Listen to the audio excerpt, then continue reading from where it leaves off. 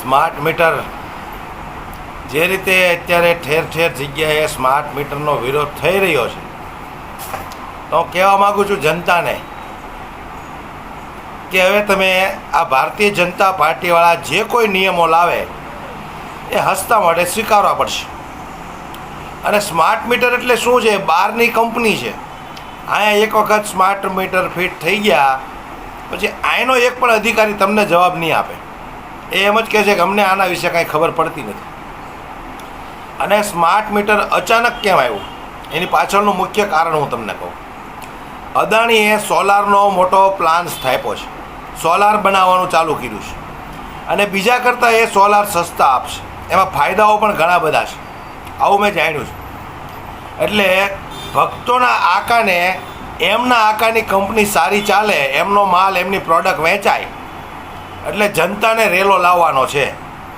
હવે smart meter લગાવો એટલે 5 થી 7 હજાર રૂપિયા બિલ આવે. પછી 14 તારીખમાં 256 રૂપિયા છે યુનિટ, એક દિવસનો ચાર્જ. તો અમારે ક્યાં જવું? અમે મિડલ ક્લાસ માણસ છે, અમારી એટલી સેલેરી નથી, એટલું તો જીબી વાળાનું બિલ છે કે અમારા બાલ બચ્ચા માટે કઈ કરીશું કે અમે નોકરી ધંધો કરશું તો હું ખાલી જીબી વાળાને જ ભરી શકીએ? અમે કઈ બીજું કરી નહીં શકશું?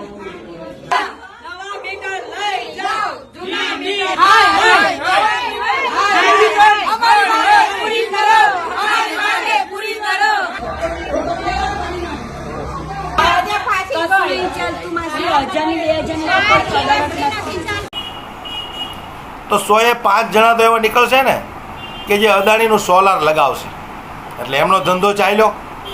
જનતાનું જે થવું હોય થાય.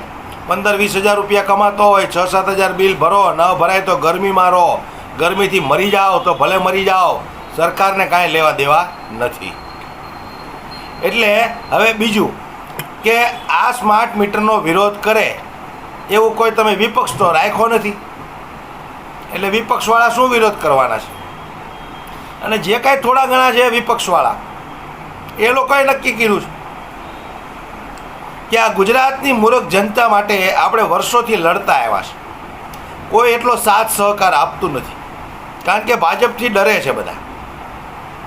એટલે આ વખતે વિપક્ષવાળાએ કંઈક ને કંઈક એવું નક્કી કર્યું એવું મને લાગે છે કે આ વખતે જનતાને એના હાલ ઉપર છોડી દો અને જોઈએ કેટલો જનતામાં દમ છે, કેટલી તાકાત છે આ સ્માર્ટ મીટરનો વિરોધ કરવાની.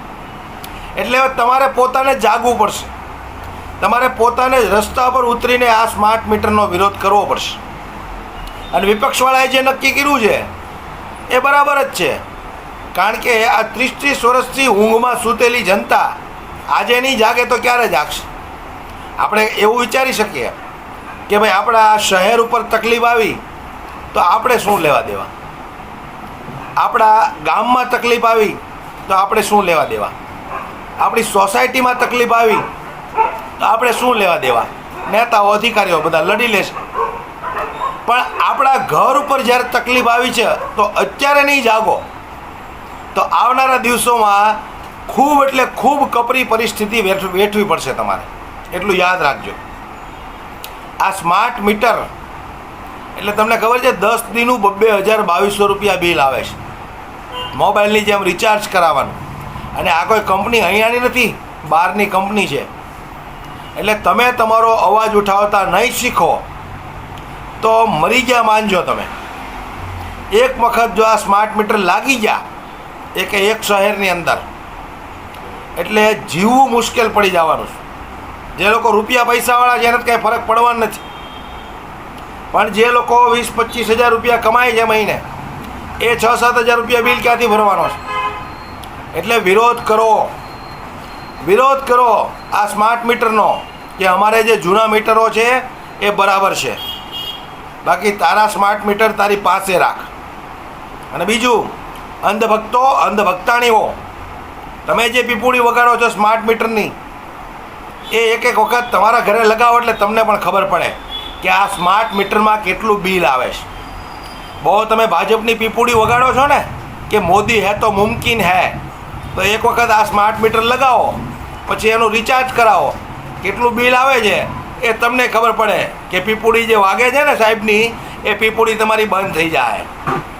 એટલે જે કોઈ વિરોધ કરવા માગતા હોય એ રોડ રસ્તા પર ઉતરો આનો વિરોધ કરો, નહીંતર આવનારા દિવસોમાં તમારા છક્કા છૂટી જાય. અને આ વિરોધ તમારે જ કરવો પડશે. તમારા માટે કોઈ પણ વિપક્ષનો નેતા નહીં લડે, કોઈ નહીં લડે. તમારે જાતે રોડ ઉપર આવીને વિરોધ કરવો પડશે. આ મારી વાત યાદ રાખજો. એક વખત મીટર લાગી ગયા એટલે આ મીટર નીકળશે નહીં. એટલે અત્યારે જે રીતે વિરોધ થયો છે એ રીતે વિરોધ યથાવત રાખો, આવેદનપત્રો આપો અને આ મીટરનો બહિષ્કાર કરો, સંપૂર્ણપણે બહિષ્કાર કરો. નહીંતર મરી જાઓ એટલું યાદ રાખજો. અમારા શબ્દો તમે મારો વિડીયો સાચવીને રાખજો અને વિડીયો વધુમાં વધુ શેર કરો. દરેક લોકો સુધી આ વિડીયો પહોંચાડો કે અદાણીના સોલાર કંપની ચલાવવા માટે જનતાને રેલો લાવવા માટે આ તૈયાર થયા છે. જનતાને સ્માર્ટ મીટર નાખવા માટે આ તૈયાર થયા છે. કારણ કે અદાણી જે સોલાર બનાવે છે એ સોલાર વધુમાં વધુ વેચાય, એ આ સરકારની નીતિ છે. એટલે જાગો, નહીંતર મરી જાઓ. હવે તો તમારા ઘર ઉપર ઘા આવ્યો છે. તમારી સોસાયટીમાં કદાચ હોય ને તકલીફ, તો આપણે એવું વિચારીએ કે ભાઈ સોસાયટીમાં તકલીફ છે, જે બધા કાંઈ કરે એ જોયું જાય છે. આ તો તમારા ઘર ઉપર ઘા આવ્યો છે. એટલે હવે નહીં જાગો તો કોઈ દિવસ નહીં જાગી શકો. અમારા શબ્દો તમે યાદ રાખજો. ખુલીને વિરોધ કરો, ખુલીને વિરોધ કરો એમ કહું છું હું તમને. વધુમાં વધુ વિડીયોને શેર કરો